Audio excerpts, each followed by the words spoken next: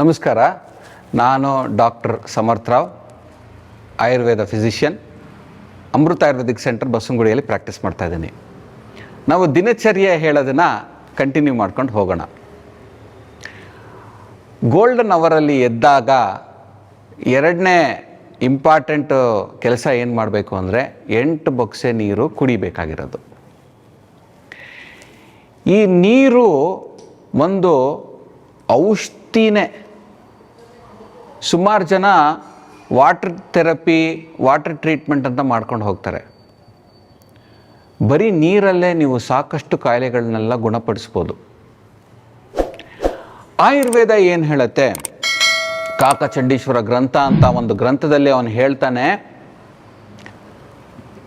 ನೀರು normal temperature ನೀರು 8 ಬೊಕ್ಸೆ ನೀವು ಸೂರ್ಯೋದಯ ಮುಂಚೆ ಕುಡಿಯೋದ್ರಿಂದ ದೇಹದಲ್ಲಿರೋ ವಾತ ಪಿತ್ತ ಕಫ ಸಮಸ್ಯೆಗಳೆಲ್ಲ ಕಮ್ಮಿ ಆಗತ್ತೆ. ವಾತ ಪಿತ್ತ ದೋಷದ್ದು ಸ್ಪೆಸಿಫಿಕ್ ಆಗಿರೋ ಸಮಸ್ಯೆಗಳು ಕಮ್ಮಿ ಆಗತ್ತೆ. ವಾತ ಪಿತ್ತ ಸಮಸ್ಯೆಗಳು ಏನೇನು? ಈ ಡೈಜೆಷನ್ ಸಮಸ್ಯೆಗಳು, ಇದೆಲ್ಲ ಸರಿ ಹೋಗುತ್ತೆ. ನನಗೆ ಗ್ಯಾಸ್ಟ್ರಿಕ್ ಇದೆ, ನನಗೆ ಹಸಿವಾಗಲ್ಲ, ನನಗೆ ತುಂಬ ಹಸಿವು, ಹೊಟ್ಟೆ ಉರಿಯತ್ತೆ, ಮೋಷನ್ ಕರೆಕ್ಟಾಗಿ ಆಗಲ್ಲ, ಮೋಷನ್ನು ಆದ್ರೇನೂ ತುಂಬ ಗಟ್ಟಿಯಾಗತ್ತೆ, ತುಂಬ ದಿನ ಬಿಟ್ಟು ದಿನ ಆಗತ್ತೆ. ಇದಕ್ಕೆಲ್ಲ ಒಂದು ದೊಡ್ಡ ಮದ್ದೇನು ಅಂದರೆ ಬೆಳಗ್ಗೆ ಸೂರ್ಯೋದಯಕ್ಕೆ ಮುಂಚೆ ನೀರು ಕುಡಿಯೋದು. ಇದರಿಂದ ವಾತ ಪಿತ್ತ ದೋಷಗಳು ಕಮ್ಮಿ ಆಗತ್ತೆ. ಕೆಲವು ಪೇಷಂಟ್ಸು ಹೇಳ್ತಾರೆ, ಡಾಕ್ಟ್ರೆ ಈ ನೀರು ಯಾವ ರೀತಿ ತೊಗೊಬೇಕು, ನಾವು ಬಿಸಿ ಬಿಸಿ ನೀರು ಕುಡಿಬೇಕಾ, ತಂಪಾಗಿರೋದು ಕುಡಿಬೇಕಾ, ಉಗುರು ಬೆಚ್ಚಗಾಗಿರೋದು ಕುಡಿಬೇಕಾ, ಅದು ಸೇರಿಸ್ಬೇಕಾ, ಇದು ಸೇರಿಸ್ಬೇಕಾ, ಏನು ಮಾಡಬೇಕು? ಆಯುರ್ವೇದ ಹೇಳುತ್ತೆ, ಸೀಸನ್ ಅನುಕೂಲವಾಗಿ ನೀವು ನೀರು ಸೇವನೆ ಮಾಡಬೇಕು. ನಿಮ್ಮ ಆರೋಗ್ಯ ವಿಚಾರವನ್ನು ಕೂಡ ಗಮನದಲ್ಲಿ ಇಟ್ಕೊಂಡು ನೀವು ನೀರು ಸೇವನೆ ಮಾಡಬೇಕು. ಗ್ರೀಷ್ಮ ಋತು ಸಮ್ಮರ್ ಸೀಸನಲ್ಲಿ ತಂಪಾಗಿರೋ ನೀರು ಸೇವನೆ ಮಾಡಿ. ಯಾವತ್ತು ನೋಡಿ ಕುದಿಯೋ ನೀರು ಬೆಳಗ್ಗೆ ಖಾಲಿ ಹೊಟ್ಟೆಯಲ್ಲಿ ಸೇವನೆ ಮಾಡಬಾರ್ದು. ಫ್ರಿಜ್ ನೀರು ಬೆಳಗ್ಗೆ ಖಾಲಿ ಹೊಟ್ಟೆಯಲ್ಲಿ ಸೇವನೆ ಮಾಡಬಾರ್ದು. Normal temperature water best water. ಈ ಸಿಸ್ಟಮ್ಗೆ ಶಾಕ್ ಆಗಬಾರ್ದು. ನೀವು ಆಗ್ತಾನೆ ಎದ್ದಿರ್ತೀರಾ, ಬಾಡಿ ಎಲ್ಲ ಡಿಹೈಡ್ರೇಟ್ ಆಗಿರುತ್ತೆ, ತಣ್ಣಗಿರೋ ಫ್ರಿಜ್ ನೀರು ಕುಡಿದ್ಬಿಟ್ರೆ ಅದಕ್ಕೆ ಶಾಕ್ ಆಗತ್ತೆ ದೇಹದ ಒಳಗಡೆ. ನಾವೇ ಬಾಯ ಒಳಗಡೆ ತಣ್ಣಗಿಟ್ಕೊಂಡ್ರೆ ನಮಗೆ ಹಲ್ಲುಗಳೆಲ್ಲ ಚಳಿ ಚಳಿ ಆಗತ್ತೆ, ಹಾಗೆ ದೇಹಕ್ಕೂ ಒಳಗಡೆ ಆರ್ಗನ್ಸ್ಗೆಲ್ಲ ಚಳಿ ಚಳಿ ಆಗತ್ತೆ. ಅದು ಮಾಡಬಾರ್ದು, ವಾತ ಜಾಸ್ತಿ ಆಗತ್ತೆ.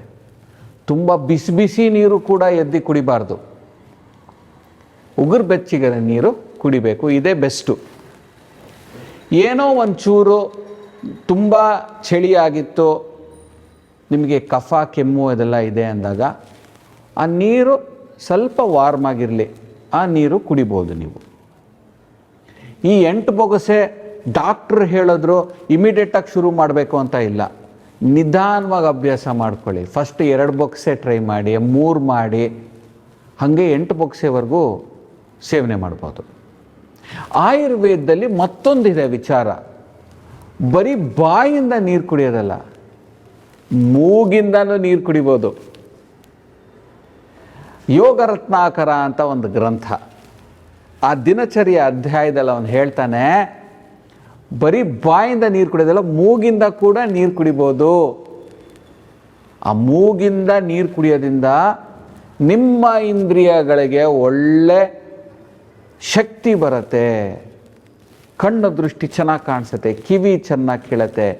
ಮೂಗಿಂದ ಕುಡಿಯೋದು, ಮೂಗಿಂದ ಕುಡಿಯೋವ್ರನ್ನ ಕೇಳಿ ಅಭ್ಯಾಸ ಮಾಡ್ಕೊಳ್ಳಿ. ಸ್ವಚ್ಛವಾಗಿರೋ ನೀರು ತೊಗೊಬೇಕು. ಅದಕ್ಕೆ ಟೆಕ್ನಿಕ್ ಅಂತ ಇರುತ್ತೆ, ಯಾರು ಅಭ್ಯಾಸ ಮಾಡ್ತಾ ಇದ್ದಾರೆ ಅವ್ರ ಹತ್ರ ಅದನ್ನು ಕಲ್ತ್ಕೊಳ್ಳಿ. ಮೂಗಿಂದ ನೀರು ಕುಡಿಯೋದ್ರಿಂದ ಕಣ್ಣುಗಳು ಗರುಡಂತರಷ್ಟು ಶಾರ್ಪ್ ಆಗತ್ತೆ ಅಂತ ಹೇಳ್ತಾರೆ. ನಮ್ಮ ಗ್ರಂಥಗಳಲ್ಲಿ ವಿಚಾರ ತಿಳಿಸಿದೆ ಅದು. ಸೊ ಬಾಯಲ್ಲೂ ಕುಡಿಬೋದು, ಮೂಗಿಂದನೂ ತೊಗೊಬೋದು ನೀರು. ಯಾವ್ಯಾವ ರೀತಿ ಯಾವ್ಯಾವ ಮೆಟೀರಿಯಲಲ್ಲಿ ನೀರು ಕಲೆಕ್ಟ್ ಮಾಡಿ ಸೇವನೆ ಮಾಡಿದ್ರೆ ಯಾವ್ಯಾವ ಕಾಯಿಲೆಗಳಿಗೆ ಗುಣ ಅಂತ ಆಯುರ್ವೇದ ಕೂಡ ಹೇಳುತ್ತೆ. ಬಂಗಾರದಿಂದ ಶುರು ಮಾಡೋಣ. ಬಂಗಾರದ ಗ್ಲಾಸಿಂದ ಸೇವನೆ ಮಾಡಿದ್ರೆ, ಅಥವಾ ನೀವು ಒಂದು ಸ್ಟೀಲಲ್ಲಿ ನಿಮ್ಮ ಬಂಗಾರದ ವಸ್ತು ಏನಾರ ಇಟ್ಟು ರಾತ್ರಿ ಇಡೀ ಅದು ನೀರು ಅದರಲ್ಲಿ ಸೋಕಾಗಿ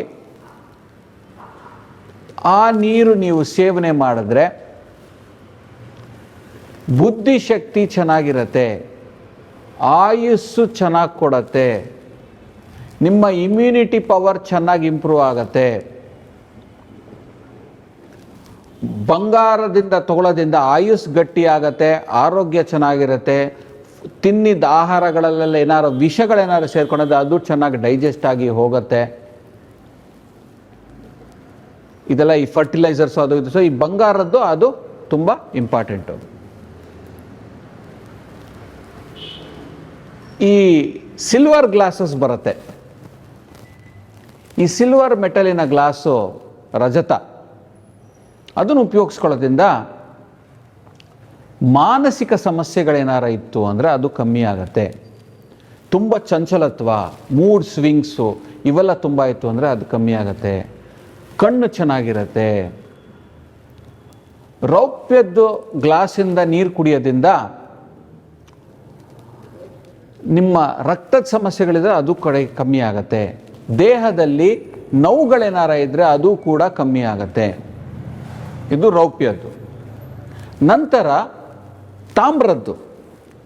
ತಾಮ್ರ ಗ್ಲಾಸಲ್ಲಿ ನೀವು ನೀರು ಇಟ್ಟು ಅದನ್ನು ಸೇವನೆ ಮಾಡಿದ್ರೆ ನಿಮ್ಮ ದೇಹದಲ್ಲಿ ಏನಾರ ಕಫ ಕಾಯಿಲೆಗಳಿದ್ರೆ ಕಮ್ಮಿ ಆಗತ್ತೆ, ಥೈರಾಯ್ಡ್ ಸಮಸ್ಯೆಗಳಿದ್ರೆ ಕಮ್ಮಿ ಆಗತ್ತೆ. ತಾಮ್ರದ ಸೇವನೆ ಮಾಡೋದ್ರಿಂದ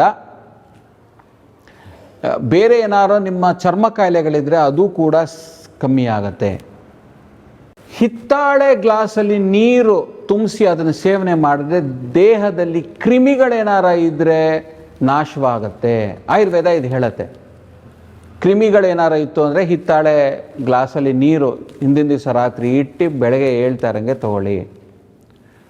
ಮಣ್ಣಿನ ಗ್ಲಾಸು ಕೂಡ ತುಂಬ ಒಳ್ಳೆಯದು. ನೀವು ಮರದ್ದು ಗ್ಲಾಸಿಂದ ನೀರು ತೊಗೊಂಡ್ರೂ ಕೂಡ ಆಯುಸ್ಸು ಚೆನ್ನಾಗಿ ಮಾಡುತ್ತೆ, ಹಸಿವು ಚೆನ್ನಾಗಿ ಕೊಡುತ್ತೆ. ನಿಮಗೆ ರುಚಿ ಏನಾರ ಸಮಸ್ಯೆ ಇದ್ದರೆ ಅದನ್ನು ಕೂಡ ಎಲ್ಲ ಥರದ ಆಹಾರ ರುಚಿ ಸೇವಿಸ್ಬೋದು ತಾವು.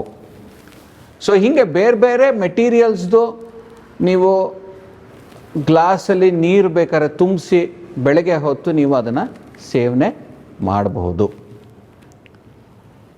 ಮುಂದಿನ ಸಂಚಿಕೆಯಲ್ಲಿ ಇನ್ನಿಷ್ಟು ಮಾಹಿತಿನ ಕೊಡೋಣ. ಅಲ್ಲಿವರೆಗೂ ನಮಸ್ಕಾರ.